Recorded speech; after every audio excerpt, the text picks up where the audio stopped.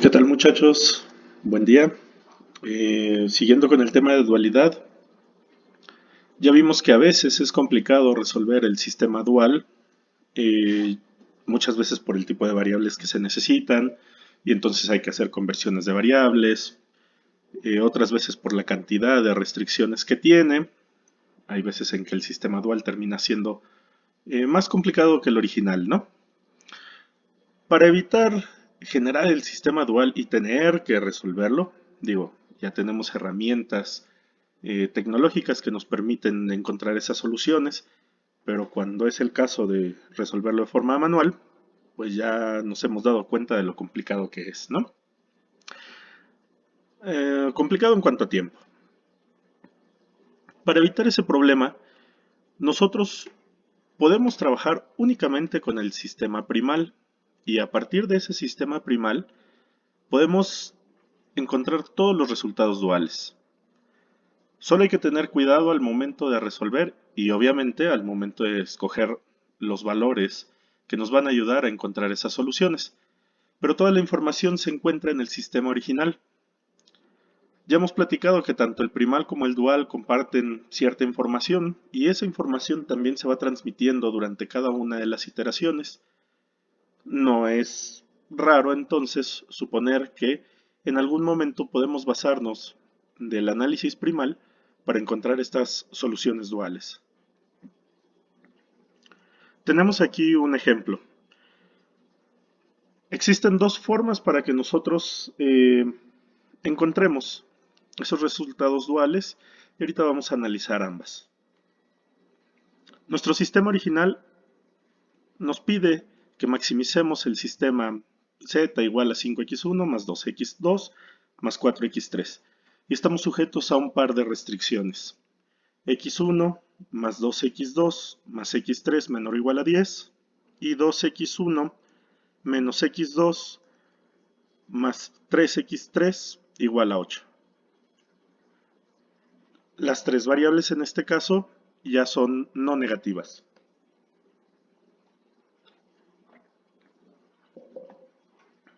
Si nosotros lo volvemos un sistema de ecuaciones, tenemos entonces que la función a maximizar, suponiendo que nos decidamos resolverlo por el método de la gran M, dado que una de las restricciones tiene un signo igual, tendríamos el sistema que ustedes ven en la parte inferior izquierda.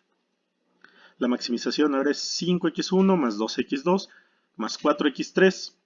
En teoría es más 0x4, donde x4 es la holgura de la primera restricción, y menos mr1, donde r1 es la variable artificial que generamos por la igualdad de la segunda restricción. Abajo ustedes pueden ver el nuevo sistema de ecuaciones ya con las igualdades y todas nuestras variables, las tres originales, la holgura y la artificial, son no negativas.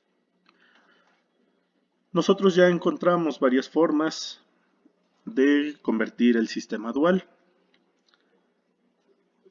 De rápido, nada más aquí vemos que son dos restricciones originales, entonces vamos a tener dos variables duales. Y como tenemos tres variables originales, vamos a tener entonces tres restricciones duales. A grandes rasgos, en la parte inferior derecha ahora ustedes ven el sistema dual.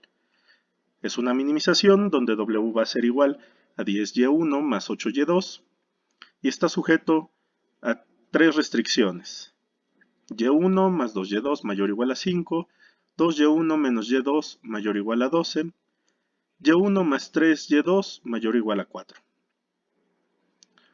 Nosotros pudimos ver que las holguras y las artificiales nos permiten definir el comportamiento de las variables duales y en este caso, gracias a la primera holgura, ya vimos que y1 va a ser no negativa, va a ser mayor o igual a 0 y que y2 en teoría es mayor o igual a menos m, que es el coeficiente que ustedes pudieron ver en la función original, este.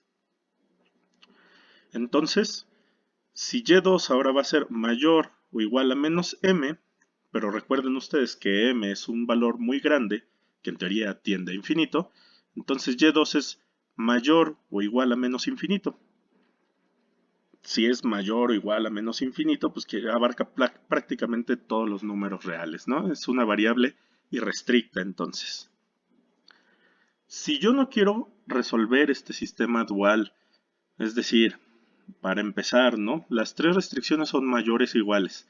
Quiere decir que cada una de ellas va a generar un superávit y para resolver una artificial, ¿no? Entonces tendré 3 superávits y 3 artificiales. Más las dos variables que ya están, terminaría yo con un sistema de 8 variables. Para evitar eso, para evitar el tedio de hacer un cálculo tan complicado, puedo yo seguir trabajando con el sistema original, que solo tiene 2 restricciones y con todo y la holgura y la artificial, pues estamos hablando de 5 variables. ¿Qué necesito yo? Si quiero utilizar el primer método, el de la suma de coeficientes, necesito conocer cuáles son las variables iniciales de mi sistema. Ustedes están viendo aquí la pantalla del primer sistema que me entrega Tora, en donde aparecen cuáles son las variables básicas iniciales, ¿sí? Cuando nosotros convertimos este sistema a un sistema de ecuaciones y lo metemos a nuestra forma de solucionarlo, agregando ya las restricciones de gran M, les estaba comentando que este ejercicio lo decidí resolver por gran M, aunque también se puede resolver por 2 fases. Bueno, pues en el caso de gran M, una vez que ya está el nuevo Z, el nuevo renglón Z, y meto todo mi sistema, pues me doy cuenta que existen 2 variables básicas, ¿no? La primera variable básica es nuestra holgura, es un 1, aunque aquí no se alcanza a apreciar, con puros ceros, y la artificial, donde tiene un 1 aquí abajo y los demás son ceros. Son las 2 variables básicas y aquí están, la holgura y la artificial. Entonces, si yo quiero emplear el método de suma de coeficientes, necesito saber cuáles fueron estas variables básicas iniciales. ¿Por qué? Pues porque una vez que yo llegue a la solución, aquí ustedes pueden apreciar en la cuarta iteración nos dio nuestra solución, vamos a necesitar conocer esos coeficientes. Aquí arriba ustedes están viendo el resultado en Tora, en este caso con 2 decimales, y abajo les presento el mismo resultado si se hubiera llevado con fracciones. Incluso aquí ustedes pueden notar que la m nunca fue sustituida, entonces aquí todavía podemos hablar de los valores más menos infinito. Eso nada más para entender que ya sea que utilicemos el valor asignado para m, que en este caso yo decidí que fuera 100, o si lo dejamos expresado algebraicamente, en ambos casos de todas formas llegamos al mismo resultado. Ok, la suma de coeficientes entonces me pide 2 elementos. El coeficiente z primal óptimo de la variable inicial x sub i. Ya vimos cuáles eran las variables iniciales x sub i, ¿sale? Fueron 2 restricciones y entonces tuvimos 2 variables iniciales, la holgura y la artificial. Ahora, yo necesito el coeficiente z, es decir, el coeficiente en la función objetivo, óptima de estas variables, ¿sale? Entonces necesito el coeficiente de la variable de holgura y el coeficiente de la variable artificial. De hecho, por esto es que yo escojo el método de gran M en vez del método de 2 fases. Si ustedes recuerdan, el método de la gran M me va a permitir hacer cálculos incluso con las artificiales hasta el final del ejercicio, mientras que el de 2 fases, una vez que acaba la primera fase, deja de hacer cálculos en las variables artificiales para la segunda fase. Si nosotros queremos utilizar este método, no vamos a encontrar, a no ser que ustedes lo hagan de forma manual, pero no vamos a encontrar estos coeficientes óptimos de las variables iniciales si alguna de esas variables iniciales fue una artificial, ¿sale? Por eso es que yo utilicé gran M y por eso es que ustedes van a encontrar en la bibliografía que también es común utilizar esta gran M. ¿Ok? Ese coeficiente entonces va a estar aquí, ¿sale? El 29 quintos para la primera y el menos 2 quintos más m para la segunda.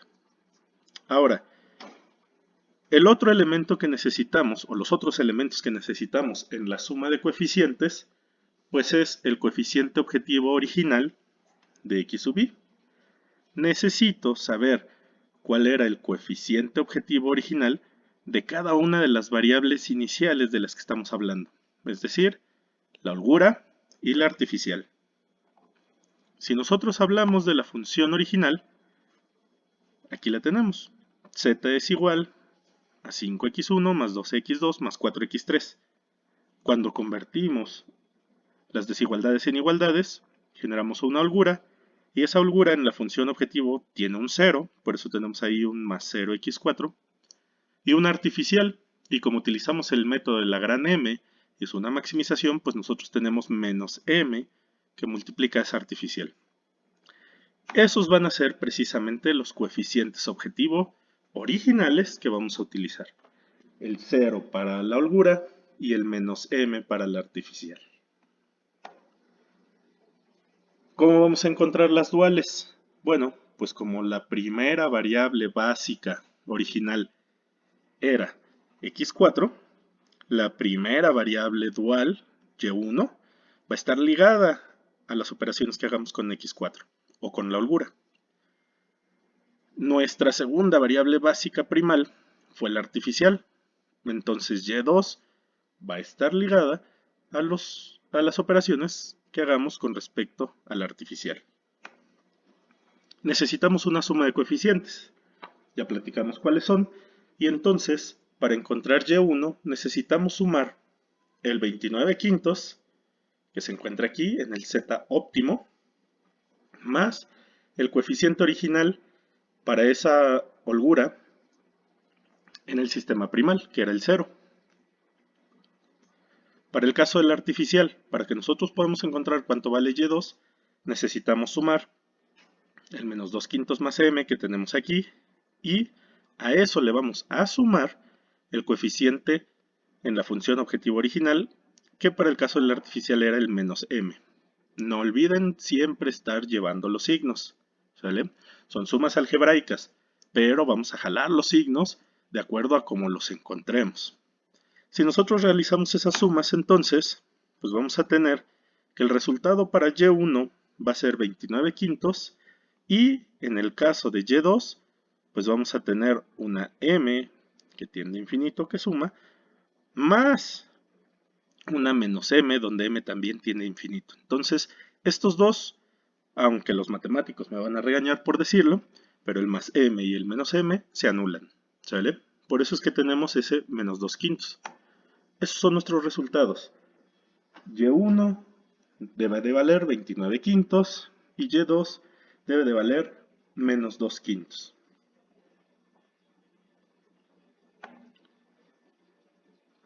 Existe otro método para encontrar esos valores, ¿sale? Y esa es una multiplicación. Vamos a multiplicar un vector por una matriz. El resultado va a ser el mismo. No cambia nada si nosotros cambiamos el método. No hay ningún problema. Ya depende de cada uno cómo quiera trabajar para encontrar el resultado. Una forma fácil, ¿no? O una forma rápida. Lo que muchas veces platico en clase. Si ustedes quieren el resultado rápido y tienen toda la información, la suma de coeficientes es la forma más rápida de tener una idea, ¿sale? Sin embargo, muchas veces nos piden que reportemos cómo es que llegamos a esos resultados. Para nosotros, para cualquier ingeniero, le damos, por decirlo así, la misma importancia a una suma que a una multiplicación de vectores por matrices, porque sabemos que nos va a dar el mismo resultado. Sin embargo, muchas veces allá afuera, si ustedes le dicen a un superior, a un jefe, sobre todo si no es ingeniero, que encontraron el resultado solo sumando dos números, pues va a dudar un poquito de las capacidades de ustedes como ingenieros, ¿no? Así como que, bueno, ¿y cómo caramba encontró un resultado solo con una suma. Sin embargo, cuando ustedes le dicen a un jefe que encontraron el resultado porque hicieron una multiplicación de un vector por una matriz que se encontraban dentro de la solución original, bueno, ahí ya le toman un poco más de seriedad. Esa es la única diferencia. Fuera de eso, no pasa nada. Cualquiera de los dos les da el mismo resultado. Ya depende de cada uno de ustedes cuál es el que prefieren trabajar. En este caso, el segundo, vamos a ver cómo encontrar este vector fila y cómo encontrar la matriz inversa primal óptima. Para el vector fila, lo primero que necesitamos es conocer cuáles son las variables básicas primales óptimas. Mucho cuidado. En el ejercicio anterior necesitábamos saber cuáles eran las variables básicas al inicio del ejercicio. Por eso agarramos la holgura y la artificial. Para este otro caso necesitamos las variables básicas óptimas, es decir, las que encontramos como básicas hasta el final del ejercicio. Por eso ahorita tenemos aquí x2 y x1. Con esos dos valores, ¿sale? O con esas dos variables, vamos a buscar cuáles son los coeficientes objetivos originales y vamos a generar este vector. Mucho cuidado, el orden de aparición de las variables básicas importa. Ustedes saben que las multiplicaciones entre vectores o vectores y matrices o matrices tienen mucho respeto por la posición de cada elemento. Lo mismo va a pasar acá. Entonces, el orden de aparición de mis variables básicas al final del ejercicio van a importar. Primero está x2 y después está x1. Luego, la matriz inversa primal óptima. Esa matriz está fácil de encontrar, sobre todo en algunas ayudas, como por ejemplo es el software Entora, nos entregan esa inversa primal óptima hasta resaltada, ¿no? Aquí está en forma de fracción, pero también en el caso anterior donde teníamos el resultado en Tora, se ve que esa matriz está resaltada. Voy a regresar un poco.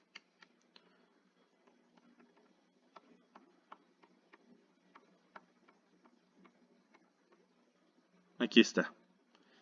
Ustedes pueden ver que en blanco está esa matriz. Y cada vez que ustedes trabajen con Tora, por ejemplo, esa matriz va a venir resaltada. Tengan mucho cuidado porque a veces cambia el orden de las variables por hacer un ajuste algorítmico, por decirlo así, ¿no? Para que el algoritmo del programa responda de forma adecuada. Entonces, hay que tener cuidado con cuáles son esas variables para que cuando hagamos la operación no nos equivoquemos en el orden. Ahí tenemos, por ejemplo, en blanco, el punto 4 para ese x4, ¿no? Para nuestra holgura, punto 4 y punto 2 abajo, y la artificial tiene un menos punto 2 y un punto 4.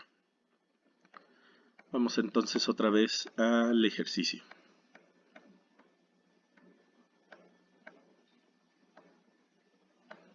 Ahí están. El punto 4 que teníamos en la holgura y está como 2/5. El punto 2 es 1/5. El menos punto 2 que teníamos para la artificial, ahí está el menos 1/5. Y el punto 4, los 2/5. A esta matriz inversa no le vamos a hacer nada. Así como está, así la vamos a utilizar. En este caso, si se dan cuenta, es un sistema de dos variables. Nuestra matriz va a ser de 2 por 2. Si tenemos más variables, si utilizamos 3 variables, 4 variables en el sistema, pues van a haber 4 restricciones. Y entonces vamos a encontrar la matriz de 4 por 4. Depende de la cantidad de variables que tengamos como básicas. Vamos a tener, ¿no? En este caso son 2. Como tenemos 2, es una matriz de 2 por 2. ¿Sale? Si nosotros tuviéramos más variables acá, quiere decir que tenemos más restricciones y la matriz va a crecer esta matriz siempre es cuadrada, siempre, misma cantidad de renglones que de columnas, ¿ok? Tomando esto en cuenta, entonces, vamos a ver que los elementos que yo quiero para el vector van a ser el 5 y el 12. El 5 con x1 y el 12 con x2. Recuerden, el orden importa, ¿sale? Entonces, ya sabemos de dónde sale el vector y ya sabemos de dónde sale la matriz. Si nosotros hacemos la operación, ahí está nuestro vector fila, el 12 y el 5. Si ustedes recuerdan, poquito antes les acababa de decir del importe, o de la importancia, perdón, ¿sale? En el orden de aparición. Entonces, como está primero x2 y después x1, pues necesitamos primero el coeficiente de x2, por eso primero aparece este 12, y después el coeficiente de x1, y por eso aparece este 5. Ese vector va a multiplicar a la matriz inversa primal óptima, ¿sale? Se supone que por eso ya ustedes pasaron materias de álgebra, etcétera, previamente.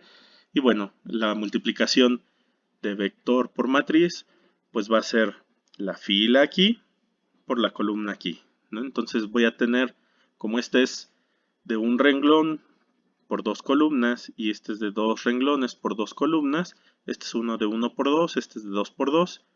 Ya sabemos que si el último número de aquí, que era un 2, y el primero de aquí, que era otro 2, son iguales, se puede hacer la operación. Y los números extremos, el 1, que es la cantidad de renglones acá, y el 2, que sería la cantidad de columnas acá, esos nos dan el tamaño de nuestro resultado. Es decir, vamos a tener un renglón de resultado por dos columnas. ¿Cómo multiplican? El 12 que tenemos aquí en el vector fila va a multiplicar al 2 quintos más el 5 multiplicando al 1 quinto, la suma de esos dos da este primer resultado, ¿sale? 12 por 2 quintos, pues nos daría 24 quintos, más 5 por 1 quinto, nos daría 5 quintos, ¿no? 24 quintos más 5 quintos, 29 quintos. Para el siguiente valor, el mismo renglón por la siguiente columna. 12 por menos 1 quinto, ahí tendríamos menos 12 quintos, más 5 por 2 quintos, ahí tendríamos 10 quintos, menos 12 quintos más 10 quintos nos da este menos 2 quintos. El primer valor que nosotros encontramos en ese vector resultante, pues es el primer valor en cuanto a nuestras variables duales, es decir, es el valor de y1.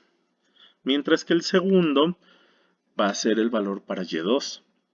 Si nosotros tuvimos tres restricciones al principio, encontramos entonces tres variables básicas, buscamos esos valores para el vector fila, que sería de un renglón por tres columnas. La matriz inversa sería de 3 por 3, y al hacer la operación me darían tres resultados. El primero siempre va a ser y1, el segundo va a ser y2, el tercero sería entonces y3. Así es como nosotros vamos a poder resolver si queremos hacer estas multiplicaciones. No importa qué método ustedes quieran escoger, cualquiera de los dos nos da el mismo resultado. Ahí arriba ustedes pueden ver que a través de la suma de coeficientes llegamos al valor de 29 quintos para y1 y de menos 2 quintos para y2, con todo y que estábamos utilizando valores de gran M. Y si nosotros queremos hacer la multiplicación de vector por matriz, de todas formas llegamos a los mismos resultados, ¿sale? El método que ustedes quieran está bien. El método que ustedes quieran aplicar va a llegar al mismo resultado. Ya al final depende de lo que ustedes estén más acostumbrados a utilizar o de la prisa que ustedes tengan por encontrar el resultado, ¿no? O del nivel de experiencia que ustedes quieran demostrar allá afuera. Los resultados no cambiarán. Espero que esta explicación les sirva. Que tengan buen día.